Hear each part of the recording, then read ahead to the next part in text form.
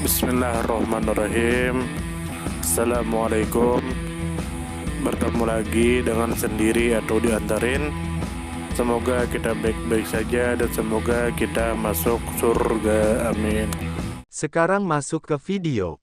Maitam. Tentu saja kemungkinan tidak asing di telinga kita, terlebih bagi para orang-orang yang pernah mendengarnya. Disebutkan menurut informasi yang beredar bahwa Maitam bin Yahya Al-Tamar adalah seorang tokoh awal dalam sejarah Islam yang dikenal sebagai sahabat dan murid Ali bin Abi Thalib. Beliau merupakan seorang mantan budak yang kemudian dibebaskan dan menjadi sahabat dekat. Kehidupannya diwarnai dengan pengalaman spiritual, pertemuan dengan tokoh besar dan pengabdian yang penuh keteladanan. Kemudian menurut informasi yang beredar bahwa Maitam berasal dari kalangan budak yang dibeli oleh seorang wanita dari Banu Asad. Setelah dibebaskan oleh Ali bin Abi Thalib, beliau dikenal luas di Kufah sebagai penjual kurma yang jujur. Beliau juga menjadi salah satu murid terdekat yang menerima banyak ilmu dari Ali bin Abi Thalib. Kemudian menurut informasi yang beredar bahwa peristiwa penting dalam kehidupan Maitam banyak terjadi di kota Kufah. Kota ini pada masa kepemimpinan Ali bin Abi Thalib dijadikan pusat pemerintahan, sekaligus tempat berlangsungnya berbagai kisah interaksi antara pemimpin dan rakyatnya. Kemudian menurut informasi yang beredar bahwa kehidupan Maitam berlangsung pada masa awal Islam, tepatnya ketika Ali bin Abi Thalib menjadi khalifah dan memindahkan pusat pemerintahan dari Madinah ke Kufah. Kemudian menurut informasi yang beredar bahwa kisah Maitam menjadi teladan karena mencerminkan ajaran Islam tentang kesetaraan manusia, keutamaan membebaskan budak, serta nilai kejujuran dalam kehidupan sehari-hari. Ali bin Abi Thalib mengajarkan bahwa perbudakan adalah praktik yang bertentangan dengan moralitas dan bahwa manusia hanya dibedakan oleh ketakwaan. Kemudian menurut informasi yang beredar bahwa Maitam awalnya adalah seorang budak yang kemudian dibebaskan oleh Ali bin Abi Thalib setelah melalui proses pembelian dari seorang wanita Banu Asad. Setelah bebas, beliau memilih menjadi pedagang kurma. Dalam interaksi sehari-hari, Maitam dikenal jujur, sederhana dan selalu bersabar. Kisahnya dengan Ali bin Abi Thalib, mulai dari peristiwa pemanggilan nama asli yang mengejutkannya hingga peristiwa penjualan kurma dengan uang palsu, menjadi pelajaran moral yang kuat tentang kejujuran, kesabaran dan kebenaran. Maitam bin Yahya Al-Tamar adalah salah satu tokoh yang menjadi teladan dalam sejarah awal Islam. Kehidupannya bermula dari masa ketika beliau dibeli sebagai seorang budak oleh seorang wanita dari suku Banu Asad. Nasibnya berubah ketika Ali bin Abi Thalib melihat dirinya dan memutuskan untuk membelinya serta membebaskannya. Tindakan ini merupakan bagian dari ajaran Islam yang menekankan pentingnya emansipasi budak, tidak hanya sekadar memberikan kebebasan, tetapi juga membimbing mereka agar mampu berdiri sendiri secara ekonomi dan sosial. Setelah merdeka, Maitam memilih berdagang kurma di pasar Kufah. Disitulah beliau sering dikunjungi oleh Ali bin Abi Thalib, bahkan dalam satu peristiwa Ali ikut menjaga kiosnya dan menjual kurma. Kisah uang palsu yang diterima Ali lalu dikembalikan oleh pembeli menjadi salah satu contoh kebijaksanaan dan pengajaran moral. Hal itu menunjukkan bagaimana kejujuran dan kesabaran pada akhirnya akan membongkar kepalsuan. Kedekatan Maitam dengan Ali bin Abi Thalib bukan hanya dalam urusan duniawi, tetapi juga dalam hal keilmuan. Ali mengetahui nama asli Maitam yang tidak diketahui orang lain, bahkan menegaskan asal-usulnya sebagai orang Persia, serta memintanya untuk bangga dengan jati dirinya. Hal ini menunjukkan pengakuan terhadap keberagaman etnis dalam Islam yang menegaskan kesetaraan seluruh manusia. Maitam menjadi contoh nyata bahwa asal-usul seseorang bukanlah penghalang untuk mencapai derajat mulia. Dari seorang budak, beliau tumbuh menjadi pedagang jujur, murid yang setia dan sahabat yang terpercaya. Kisah Maitam bin Yahya Al-Tamar mengajarkan bahwa setiap manusia berhak mendapatkan kebebasan dan penghargaan. Membebaskan orang dari belenggu perbudakan adalah amal mulia yang tidak hanya bernilai sosial tetapi juga spiritual.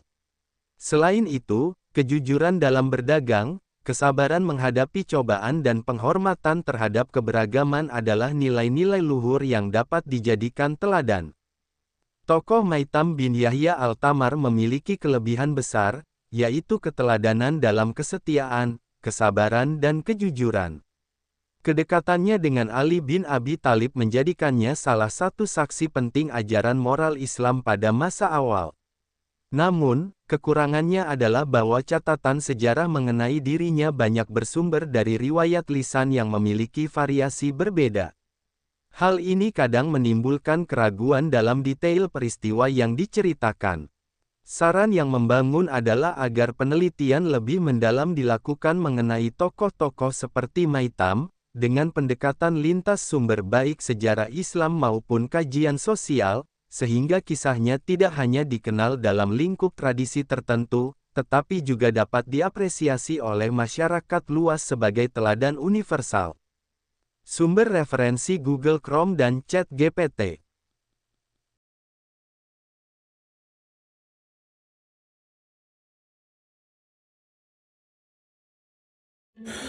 Tentu kita tahu bahwa dalam setiap perjalanan hidup selalu ada saat ketika diri kita merasa lelah, goyah, bahkan ingin menyerah. Namun di balik setiap perintangan tersembunyi peluang untuk tumbuh dan menguatkan diri kita. Hari ini adalah kesempatan baru, saat yang tepat untuk kembali menyusun niat, memperbaiki langkah, dan meyakini bahwa setiap tetes usaha tidak akan pernah sia-sia. Bangkit bukan karena tidak pernah jatuh, tetapi karena memilih untuk tidak tinggal dalam kejatuhan. Teruslah melangkah meski perlahan, karena selangkah lebih dekat adalah lebih baik daripada diam dalam keraguan. Ya Allah, ya Tuhan kami yang Maha Pengasih lagi Maha Penyayang, jadikanlah hidup kami ini sebagai ladang amal yang penuh berkah.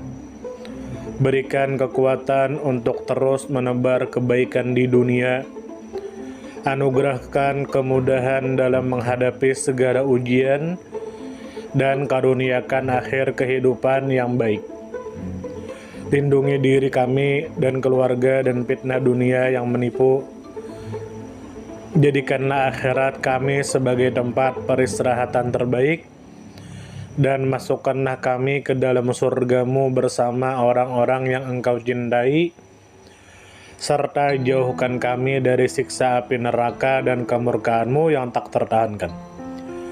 Kepada setiap orang yang pernah hadir dalam perjalanan ini, terima kasih atas waktu, kebaikan, dukungan, bahkan teguran. Maafkan atas setiap kata yang menyakiti, sikap yang mengecewakan, atau hati yang mungkin belum sepenuhnya mampu menjaga. Manusia tidak pernah sempurna, namun ketulusan untuk tetap terus belajar dan memperbaiki diri tidak akan pernah padam.